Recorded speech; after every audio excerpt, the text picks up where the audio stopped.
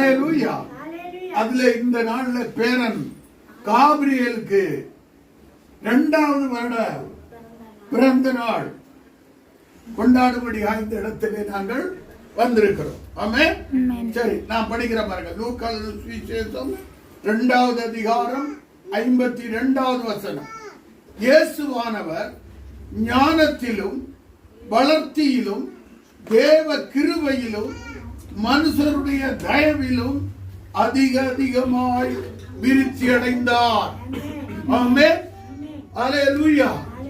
ಬೇರೆ ಕನ್ನಡದಲ್ಲಿ ಇಂಗ್ಲಿಷಲ್ಲಿ ಯಾರು படிக்கிறீங்களா? ಯೇಸು ಜ್ಞಾನದಲ್ಲಿಯೂ ದೇಹ ಬಲದಲ್ಲಿಯೂ ವೃದ್ಧಿಯಾಗುತ್ತಾ ಬಂದನು.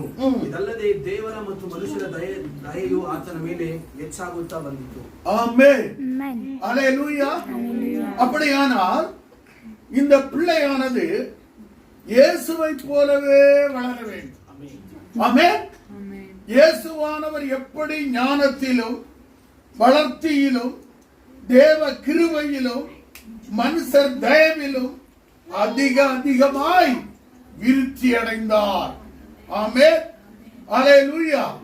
நம்முடைய அருமையானவர்களே, இந்த நாளிலும் கூட என்னுடைய பேரன் காபிரியலுடைய பிறந்த நாள் அன்று ஆண்டவர் இயேசு எப்படி இந்த பூமியில வளர்ந்தாரோ அப்படியே அந்த கிருபையை அந்த பிள்ளை மேலே நான் பேசுகிறேன். ஆமென். அல்லேலூயா. இயேசுவின் நாமத்தினாலே அதை நான் டிக்ளேர் பண்ணுகிறேன். இந்த நேம் ஆஃப் ஜீசஸ். ஆமென். கர்த்தர் தாமே உங்கள் அனைவரையும் ஆசீர்வதிப்பாராக. நாம் ஜெபம் பண்ணுவோம். பரலோக தகப்பனே, உமக்கு நன்றி சொல்லுகிறோம். இந்த நாளிலே பேரன் காபிரியலுடைய பிறந்த நாளை கொண்டாட எங்களுக்கு கொடுத்த இந்த நல்ல கிருபைக்காக, இந்த சிலாக்கியத்திற்காக, பாக்கியத்திற்காக உமக்கு கோடான கோடி சொல்றோம். தொடர்ந்து நன்மையாலும் கிருபையாலும் முடிசூட்டும். ஆசீர்வதி.